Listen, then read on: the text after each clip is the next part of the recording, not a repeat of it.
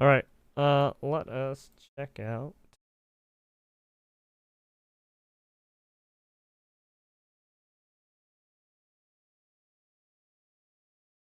It will be JD Vance delivers remarks on the U.S. India shared priorities. I don't. This was apparently yesterday.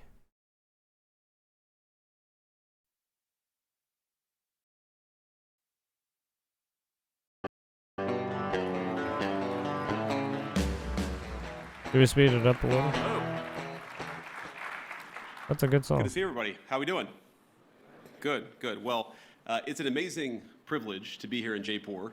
I'm thrilled to address the Ananta Center's India-U.S. Forum, and I'm thrilled to have you all here with me. Thanks to all of you, the business Oh, wait. No way. Was this on the day of the fucking shit that went down? leaders, decision makers, and of course the students for being here. And thanks to our great team at the U.S. Embassy for everything that you guys do for our country.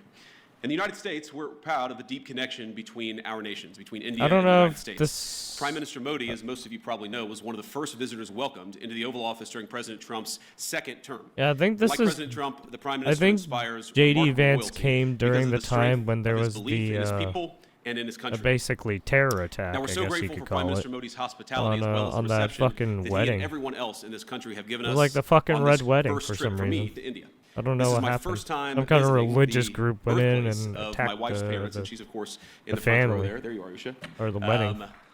Thank you. She's a bit of a celebrity, it turns out, in India. I think more so than her husband. But I haven't been here long, but already I've been fortunate enough to visit the Akshardham Temple. Did I pronounce that right, honey? I did okay? All right. With my family this morning, as a matter of fact. And last night, Prime Minister Modi welcomed me, Usha, and our 3 small children at his beautiful home. I've been amazed by the ancient beauty of the architecture of India, by the richness of India's history and traditions, but also by India's laser-like focus on the future. And those things, I think this appreciation for history and tradition and this focus on the future is very much something that I think animates this country in 2025. Now, in other countries I visited, it sometimes feels like there's a flatness, a saneness, a desire to just be like everyone else in the world. But it's different here. There's a vitality to India, a sense of infinite possibility, of new homes one of the to be dangerous, built, new most skylines dangerous to be places raised, to and fucking lives to be drive. enriched. And there's a pride in being Indian, a feeling of excitement about the days that lie ahead. I think Now, it's a striking literally contrast with some too of many these in the West, countries where some in our alone leadership class drive up seem stricken the by self-doubt and even fear of the future. car death To them, rates humanity is always overall. one bad decision away from catastrophe.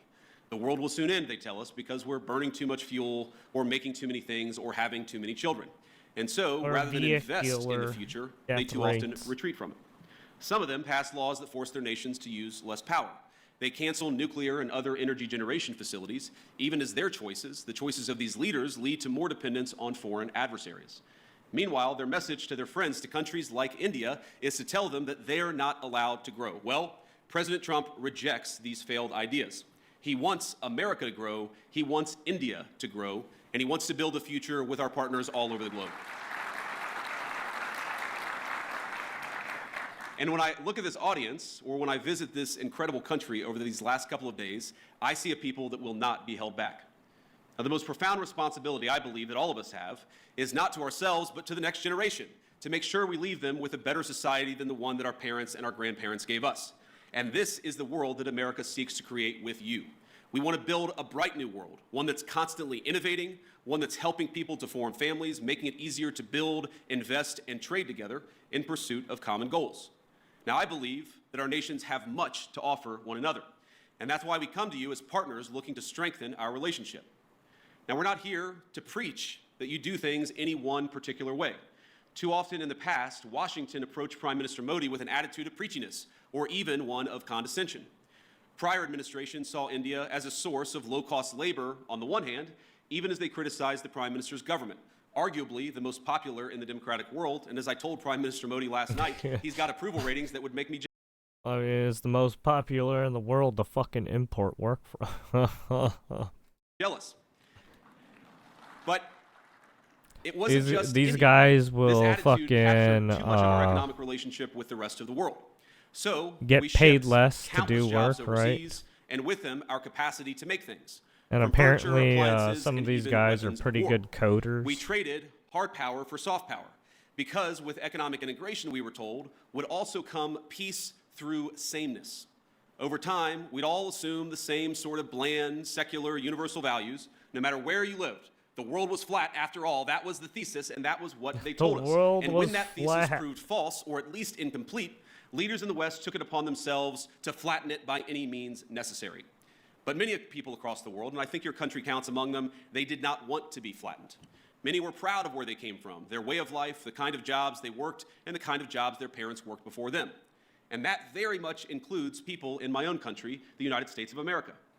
Now, some of you are aware of my own background. I actually didn't plan to talk about my background at all until last night at dinner while my children mostly behaved. We gave an A- for behavior with the Prime Minister. The Prime Minister said, I have one request. I want you to talk a little bit about your background. And so I wanted to do that. For those of you who don't know anything about me, I want to talk about it. I come from, and I'm biased, the greatest state in the Union, the state of Ohio. A long-time manufacturing power. No, don't say that. Don't say Ohio like that. No. God damn it, JD Vance. My home specifically is a place called Middletown, Ohio. Now, it's not a massive city by any means. It's not Jaipur, but it's a decent-sized town and a place where people make things. Ohio's pretty. Pride in Middletown for generations. It's not bad. It's filled with families like my own, some of whom called us hillbillies. Americans who came down from the surrounding hills and mountains of West Virginia. At least their gun control over there ain't like fucking of the manufacturing jobs California. That were creating widespread prosperity for families all across America. They came to Middletown in search of what we call back home the American dream. In Middletown, my parents raised me. My grandparents raised me. They taught us to work hard, they taught me to study hard, and they taught me to love God and my country and always be good to your own. My granddad, who I called Papaw growing up, he typified that. Late into life, he worked as a steelmaker at the local mill, and I know India has a lot of those. Papaw's job gave him a good wage, stable hours, and a generous pension. All that allowed him to support not just him and my grandmother, but his own daughter and grandkids with him. Now, by the time I came around, money was awfully tight, but he worked hard to make a good living for all of us. Now, I know Papaw and Mama were grateful for the way of life their country made possible. Their generation bore witness to the formation of America's great middle class. And by creating an economy centered around production, around workers who build things, and around the value of their labor, our nation's leaders then transformed their country and made thousands of little Middletowns possible. The government supported its labor force. We created incentives for productive industries to take root and struck good deals with international partners to sell the goods made in the United States of America. But as America settled into world historic prosperity it generated, our leaders began to take that very prosperity and what created it for granted. They forgot the importance of building, of supporting productive industry, of striking fair deals, and of supporting our workers and their families. And as time went on, we saw the consequences. In my hometown, factories left, jobs evaporated, America's Middletowns ceased to be the lifeblood of our nation's economy. And the United States, as it became transformed, those very people, the working class, the background of the United States of America, were dismissed as backwards for holding on to the values their people had held dear for generations. Now, Middletown's story is my story, but it's hardly unusual in the United States of America. There are tens of millions of Americans who, over the last 20 or so years, it's in remembrance of the Pope. I think it's fun. But I believe they woke up well before it's too late. Now, like you, we Pope. want to appreciate our history, our culture, our religion. We want to do commerce and strike good deals with our friends. We want to found our vision of the future upon the proud recognition of our heritage rather than self-loathing and fear. I work for a president who has long understood all of this, whether through fighting those who seek to erase American history or in support of fair trade deals abroad. He has been consistent on these issues for decades. And as a result, under the Trump administration, America now has a government that has learned from the mistakes of the past. It's why President Trump cares so deeply about protecting the manufacturing economy that is the lifeblood of American prosperity and making sure America's workers have opportunities for good jobs. As we saw earlier this month, he will go to extraordinary lengths to protect and expand those opportunities for all Americans. And so today I come here with a simple message. Our administration seeks trade partners on the basis of fairness and of shared national interests. We want to build relationships fairness with of our foreign trade. partners Interesting. who respect their workers, Trade don't deal. suppress their Fair wages to boost trade. exports, but respect the value of their labor. We Who want partners would that are have committed to thought? working with Oh America my to build God. things, That not sounds just allowing themselves to become terrible. a Just conduit for terrible. transshipping others' goods.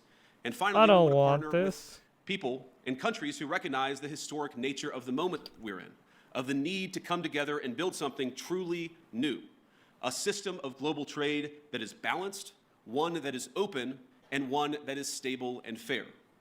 Now, I want to be clear, America's partners need not look exactly like America, nor must our governments do everything exactly the same way.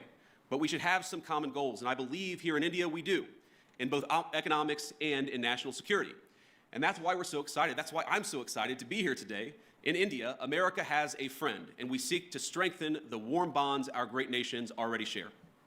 Now, critics have attacked my president, President Trump, for starting a trade war in an effort to bring back the jobs of the past, but nothing could be further from the truth.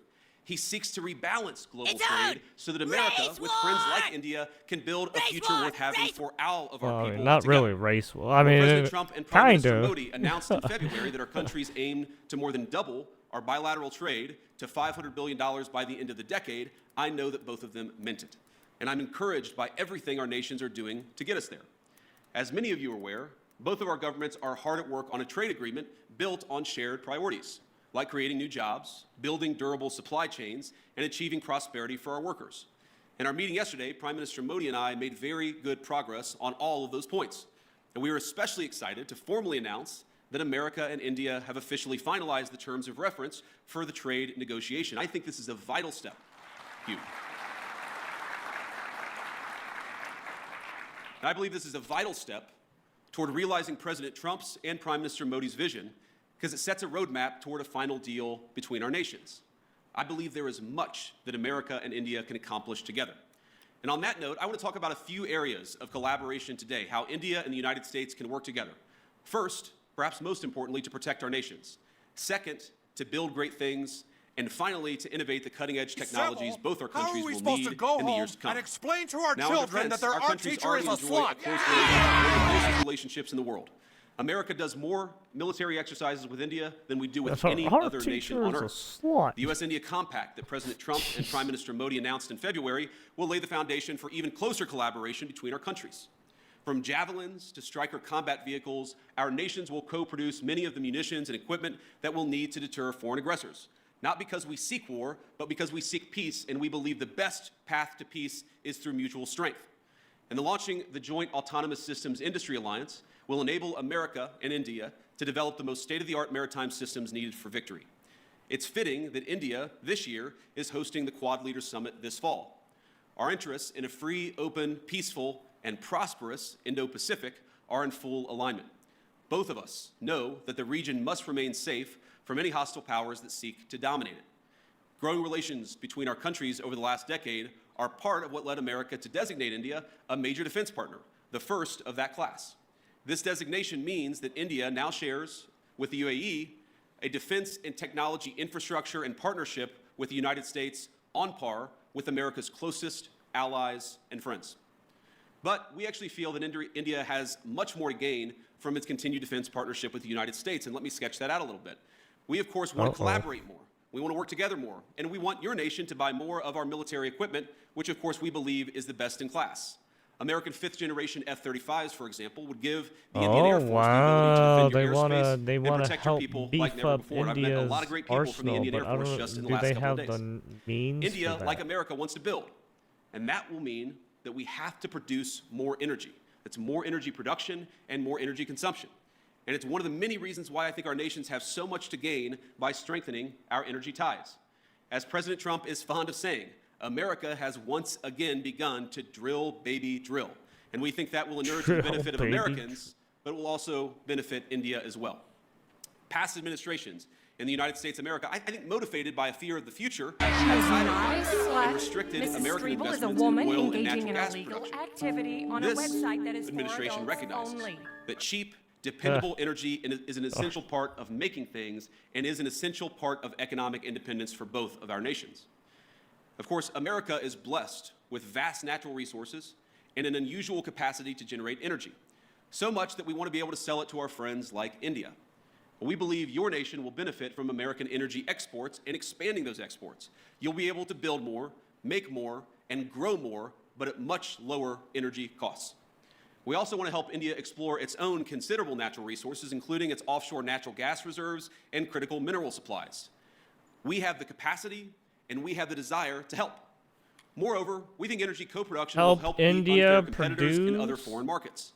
But India, we believe, can go a long way to enhance energy ties between our nations. And one suggestion I'd have is Oh yeah, maybe that's consider right. dropping some of the non-tariff barriers for Well, American weren't they access to the going to Indian try market. and create Now, I've talked some about this, of nuclear course, with Prime reactors Minister or Modi. some And shit look, in President India? Trump and I know that Prime Minister Modi is a There tough was like negotiator. so. He Well, drives a hard bargain. there was It's supposed one of to the be reasons some why we kind of respect him. infrastructure they were planning on building.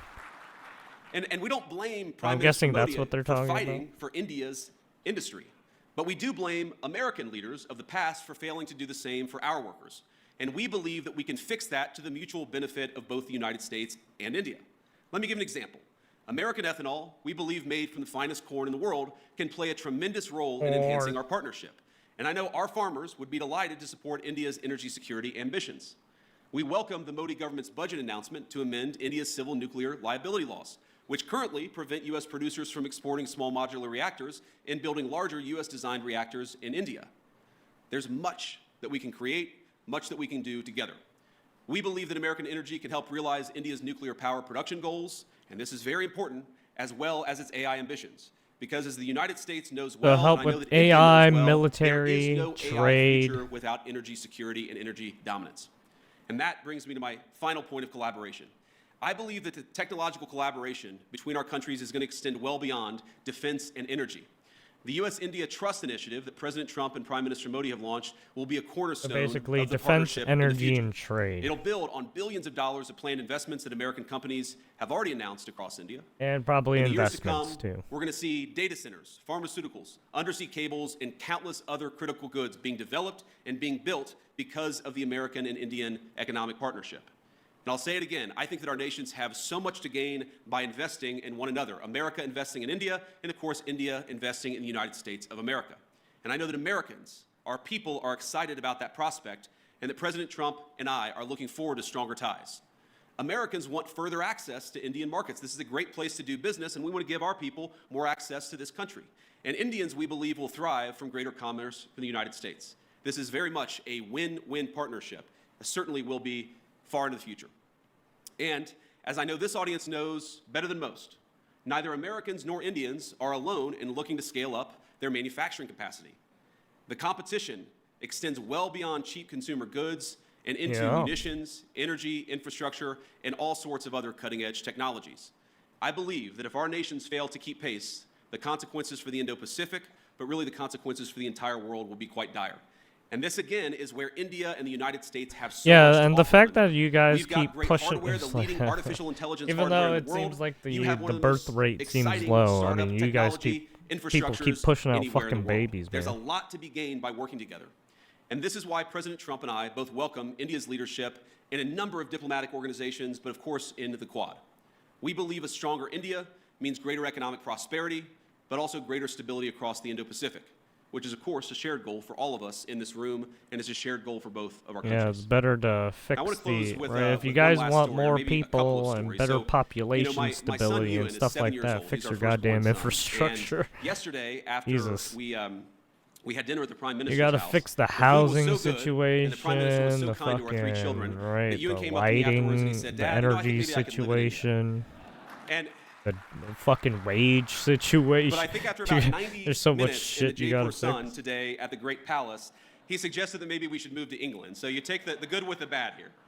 But I want to talk about Prime Minister Modi because I think he's a special person. I first met Prime Minister Modi at the AI Action Summit in February, and we had a lot of important discussions on AI and other policies to prepare for. The Prime Minister also managed to figure out that my son Vivek was actually turning 5 years old on the trip. This was in Paris just a couple of months ago. So think about this. Amid a huge international policy conference, he took the time to stop by where I was staying, wish our second son, Vivek, a happy birthday, and even bring him a gift. Ush and I were both genuinely touched by his graciousness, and we've been even more impressed by his warmth since we arrived in India. Now, it's interesting. Some of you may know that when you're a politician, your kids spend almost as much time in the limelight as you do, and the great things about kids is they are brutally honest. They're brutally honest with everybody, whether you want them to be or not.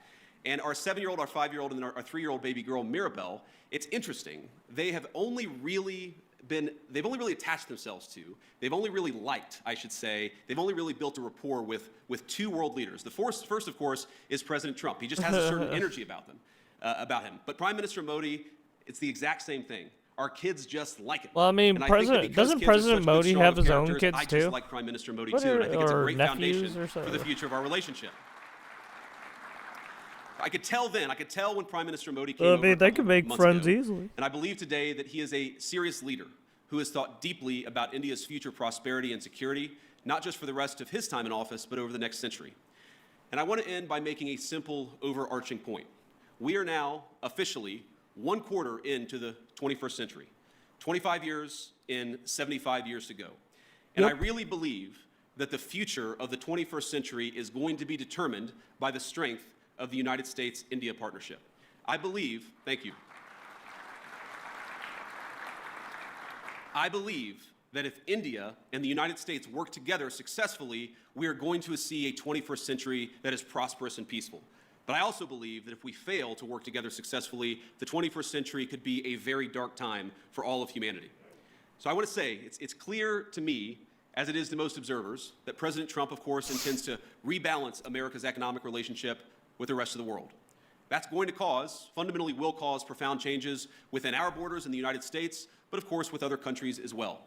But I believe that this rebalancing is going to produce great benefits for American workers. It's going to produce great benefits for the people of India. And because our partnership is so important to the future of the world, I believe President Trump's efforts, joined, of course, by the whole country of India and Prime Minister Modi, will make the 21st century the best century in human history. Let's do it together. God bless you, and thank you for having me. There it is. Thank you, Mr. J.D. Vance. So you heard him. Health, defense, trade, energy.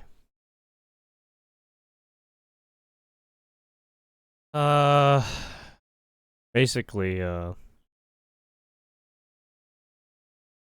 more rapport, right? Trying to build up that relationship. All right, anyways. There it is.